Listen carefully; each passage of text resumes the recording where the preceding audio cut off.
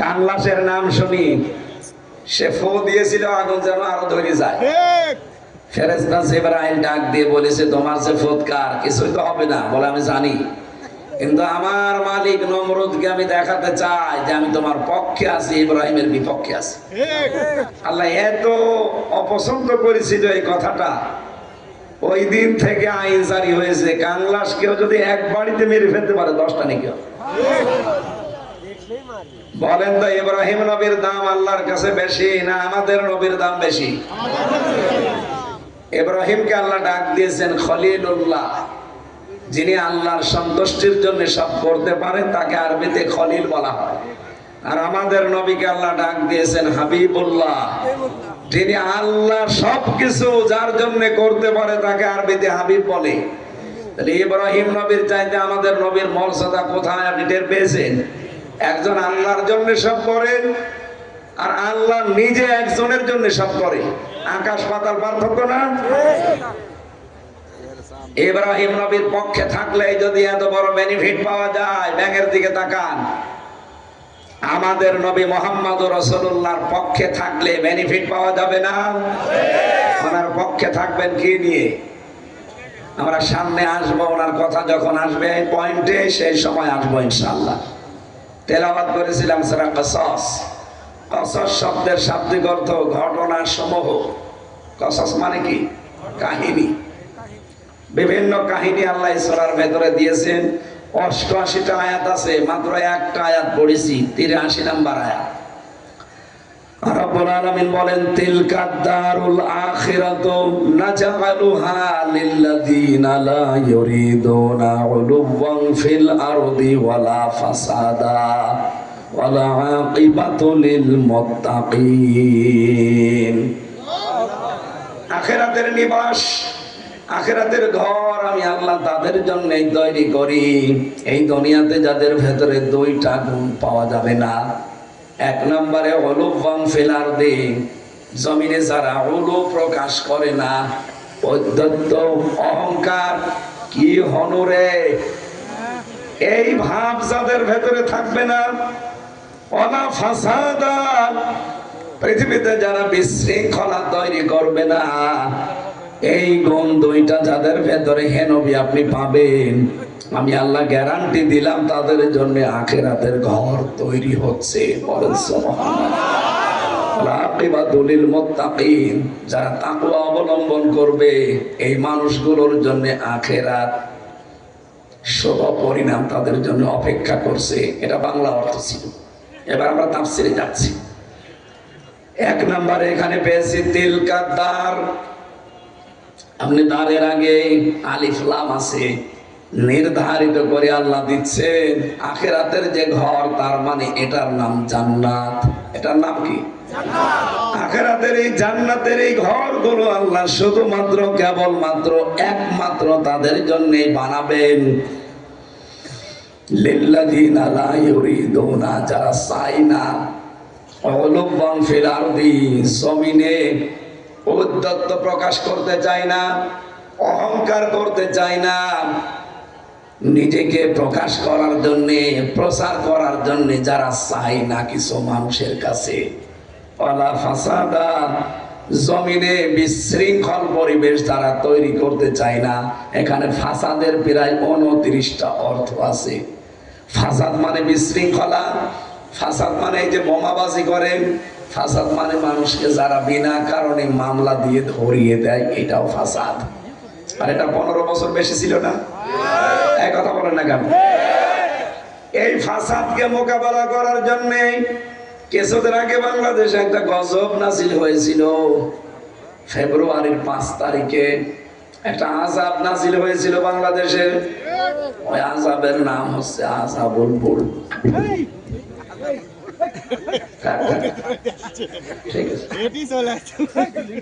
ওই আযাবের নাম হয়েছিল আযাবুল বুলডোজার। আযাবুল বুলডোজার কি আতঙ্কে ছিল মানুষ, দেখেছেন?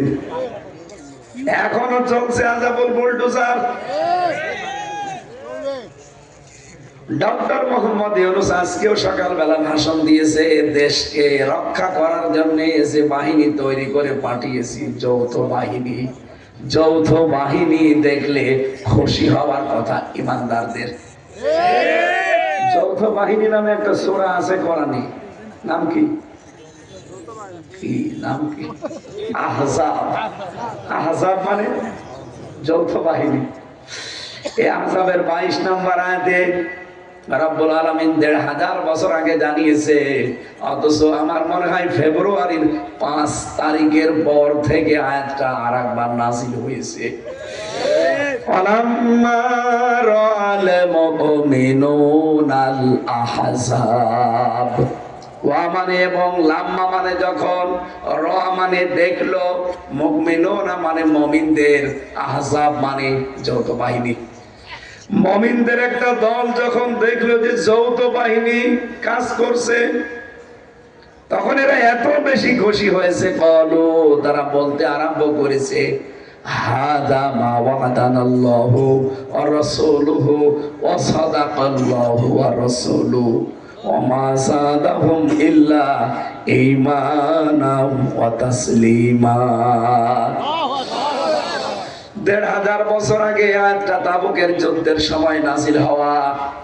যৌথ বাহিনীরা কাজ করবে ৩টা। কয়টা? ১ নম্বরে বিশৃঙ্খল পরিবেশ দেখলে সেখানে হানা দেবে। ২ নম্বরে নেশাদ্রব্য যারা, ওই যে টিওনো সাহেব বলছিলেন, মাদক বলতে শুধু লাল পানি না, এ বাবাও মাদক। বাবা মানে বাবা না, ইয়াবা। যত রকমের নেশাদ্রব্য জিনিস আছে এগুলো ধ্বংস করার জন্য কিন্তু যৌথ বাহিনী অলরেডি লেগে পড়েছে। বলছিলেন না যে সব নিয়ে কিন্তু দল তৈরি করা, এর ভেতরে আর্মি আছে, বিডিআর আছে, পুলিশ আছে, যত বাহিনী বাংলাদেশে সব দিয়ে যৌথ বাহিনী চালাচ্ছে। কখন না জানি কার বাড়িতে যে হাজির হয়। ৩ নম্বরে নিরাপত্তা দেওয়ার জন্য এই বাহিনী কাজ করে যাবে।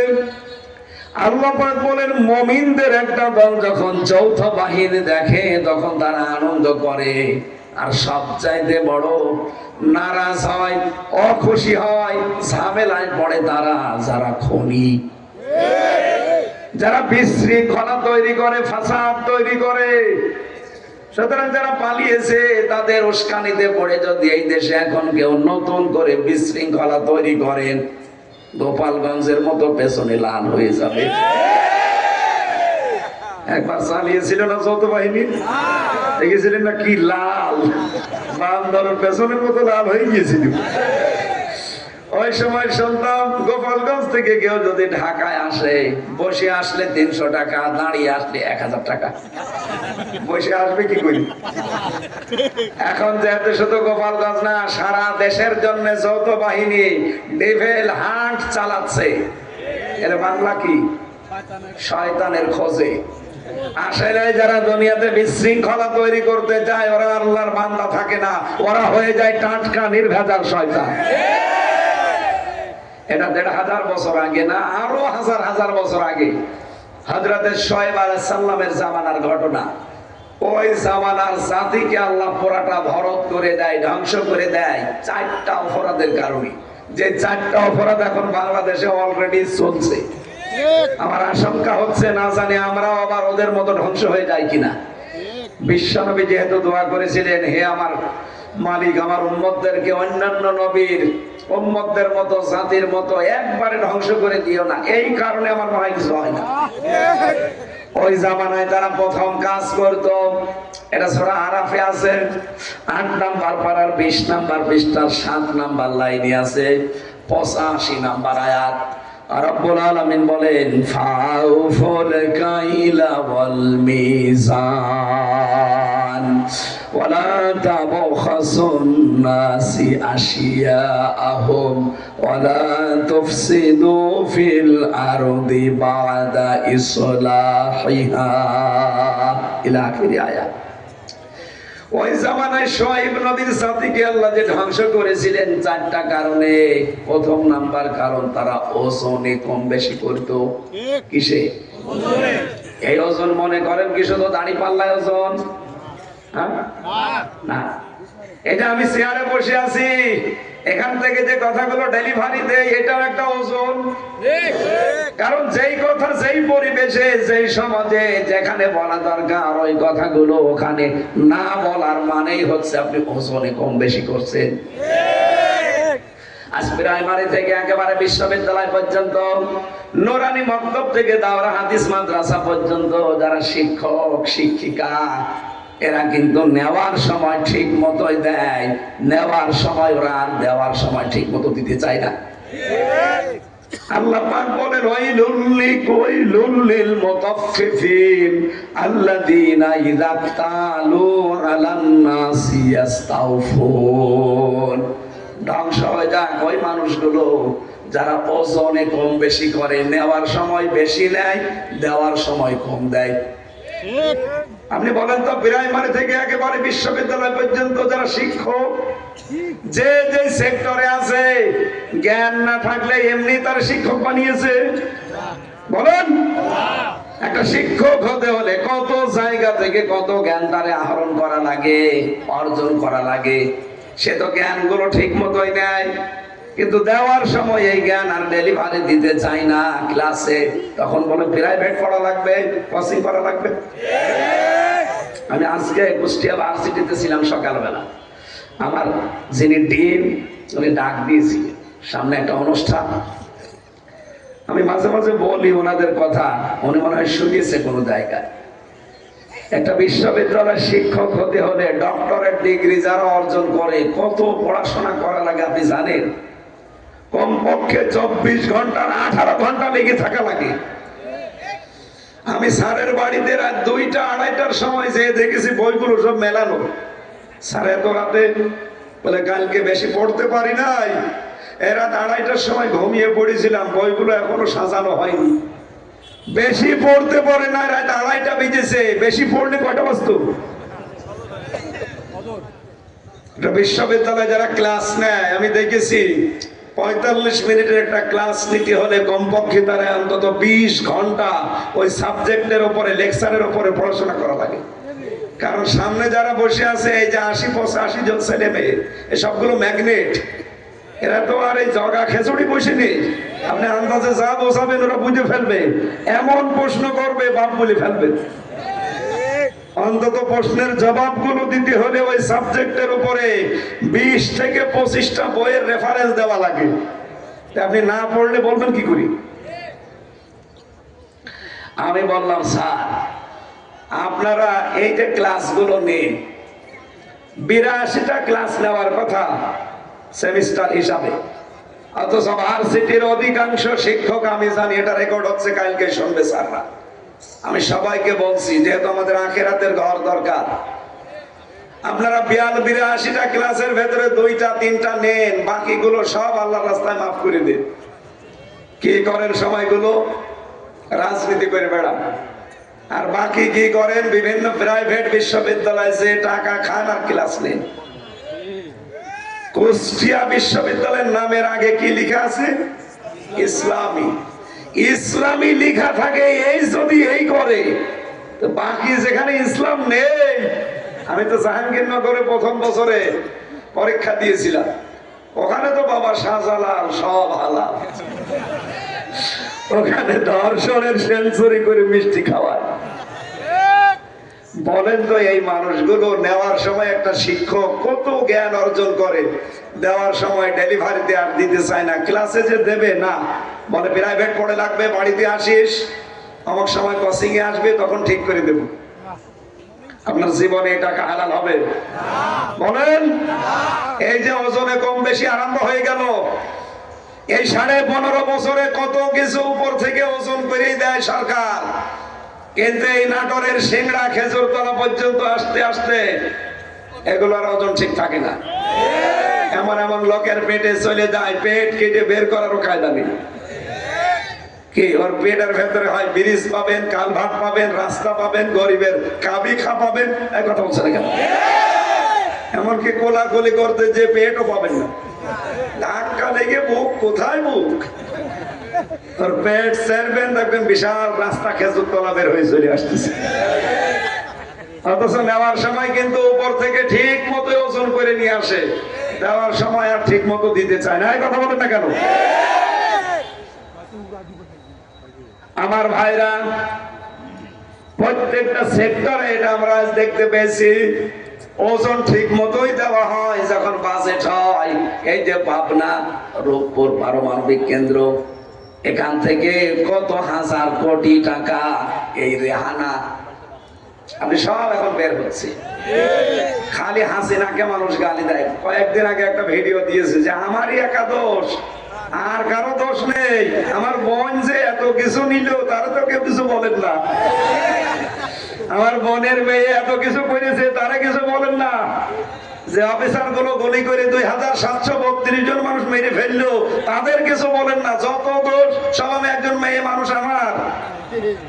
আসলে ঠিকই বলিস, সব দোষ ওর একা না। 1628টা চেয়ার ছিল এই দেশে। এই জালেমা মহিলাকে টিকিয়ে রাখতে যারাই ডাইরেক্ট ইনডাইরেক্ট কাজ করেছে সবগুলো দায়ী। আর আমরা চাই ইমিডিয়েটলি একটা চেয়ারে যেন এই জালেমরা আর না থাকে, সব পাল্টায়। নতুন মানুষ যারা 15 বছর বৈষম্যের শিকার তাদেরকে এখানে বসা। অনেকে পাগল হয়ে গেছে না, নির্বাচন দাও। নির্বাচন কিভাবে দেবে? 15 বছরে যারা রাতের ভোট দিনে করেছে তারা এখনো 100 জনের 90 জন বসে আছে। আপনি নির্বাচন দিয়ে করবেন কি? আবার দিনের ভোট রাতে হয়ে যাবে। আপনি দেখছেন না বেঞ্জের কি বলেছে? প্রশাসনে এখনো 100 জনের 90 জন আমাদের।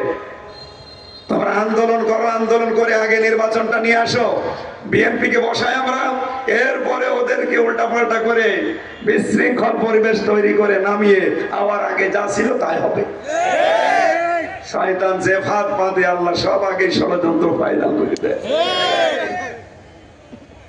এই জন্য ষড়যন্ত্র এখন পা দেওয়া যাবে না। আমরা বারবার জানাচ্ছি যারা দায়িত্বে আছেন খুব তাড়াতাড়ি সংস্কার করেন, এত সময় দেওয়া যাবে না। আপনি দেখতে পাচ্ছেন এই জালেমদের হাতে এখনো রক্ত লেগে আছে। কেন ওরা চেয়ারে বসে থাকবে? 1628টা চেয়ারে যারা ছিল 15 বছর, একটা চেয়ারে কেউ যেন না থাকে।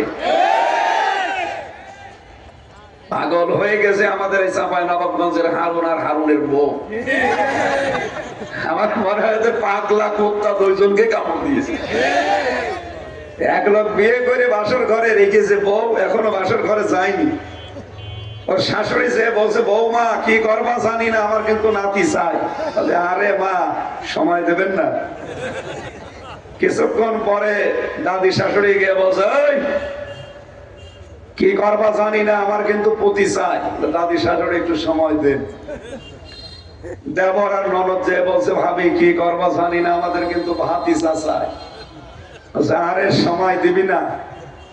কিছুক্ষণ পরে স্বামী এসে বলছে, কই কি করবো আমি জানি না, আমি ঘুমিয়ে গেলাম, আমি কিন্তু বেবি চাই। মহিলা এবার ঘন্টা ভেটে দিয়ে বলছে, তোর বংশ কিসব পাগল। একজন এসে চাই নাতি, একজন পতি, একজন ভাতিজা, তুমি চাও বেবি আর ঘুমিয়ে পড়ো। আমি কি সব ডাউনলোড করে নিয়ে আসবো? আমার সময় দেওয়া লাগবে 10 মাস 10 দিন, এরপরে বাসর হওয়া লাগবে, তারপরে কারো ভাতিজা, কারো মেয়ে, কারো ছেলে, কারো নাতি, কারো পতি, কারো বেবি সব হবে। কথা বলেন ঠিক কিনা? দায়িত্ব দিয়েছেন মাত্র 6 মাস, তারপরেও 120টার উপরে আপনি আন্দোলন করে ফেললেন। 15 বছরে তো 20টাও করতে পারেন। তারে কাজ করার মতো সময় দেবেন না। এখনো বাসরই হয়নি, 10 মাস 10 দিন যায়নি, ছেলে দেন, বেবি দেন, তোকে ডাউনলোড করে নিয়ে আসবে। সুতরাং না, আমরা চাই খুব তাড়াতাড়ি। আপনাদেরকেও আমরা বেশি সময় দিতে চাই না, তাহলে ওই ডাইনি বসে বসে চিন্তা ভাবনা উল্টাপাল্টা করবে। নির্বাচিত সরকারের হাতে যতদিন দেশটা না যাবে ওর ষড়যন্ত্র থামবে না। কথা বলেন না কেন? ষড়যন্ত্রের জাল ওখান থেকে পাতে, আর এখান থেকে কিছু মানুষ উস্কানিতে পা দিয়ে নিজের পেছন নষ্ট করে। এই যে জাহাঙ্গীর মেয়র, অবৈধ মেয়র গাজীপুরের, তার উস্কানিতে পা দিয়ে 2টা ছেলেকে মেরে ফেললেন। কতগুলো মানুষ হাসপাতালে। এখন এই যে সারা দেশে জের চলছে, কে নেবে এই জের? যৌথ বাহিনী। এটা দেখলে মুমিন যারা, ঈমান যাদের আছে, এই মানুষগুলো খুশি। কিন্তু যারা খনি, যারা বিশৃঙ্খলাকারী, যারা মাদকের সাথে কারবারি, তাদের কিন্তু টেনশনের শেষ নেই। কে কথা বলছেন? সুতরাং আমরা চাচ্ছি আপনারা খুব তাড়াতাড়ি করেন, একটা চেয়ারেও যেন কেউ না থাকে। এরা যতদিন থাকবে ততদিন আবার নতুন নতুন করে রিকশা নামাবে, আনসার নামাবে। এই কথা বলেন, তাড়াতাড়ি করেন ভাই, কোনো ওজনে কম বেশি হবে না। পদ্মা সেতু বানাতে 42,000 কোটি টাকা খরচ, অথচ এখন বিশেষজ্ঞ যারা বলছে এই টাকা দিয়ে 4টা পদ্মা সেতু বানানো যেত।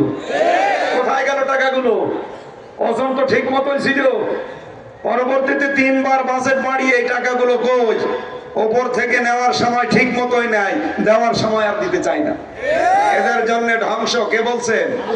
আল্লাযীনা ইযা কালু আলান নাসি ইস্তাওফুন। ধ্বংস হয়ে যাক ওই মানুষগুলো যারা নেওয়ার সময় ঠিক মতো নেয়, দেওয়ার সময় আর ওজনে ঠিক মতো দেয় না। এদের কারণেই বাংলাদেশ ধ্বংসের দ্বার প্রান্তে। এই জন্য আমরা চাচ্ছি এমন মানুষের হাতে আমরা তুলে দিতে চাই যারা নেওয়ার সময় ঠিক মতো নেবে, দেওয়ার সময়ও ঠিক মতো দেবে। আপনি মাওলানা মতিয়ার রহমান নিজামী নেওয়ার সময় যা নিয়েছে, দেওয়ার সময় তাই দিয়েছে। আলী হাসান মুজাহিদ নেওয়ার সময় যা নিয়েছে ওজনে, দেওয়ার সময় তাই দিয়েছে।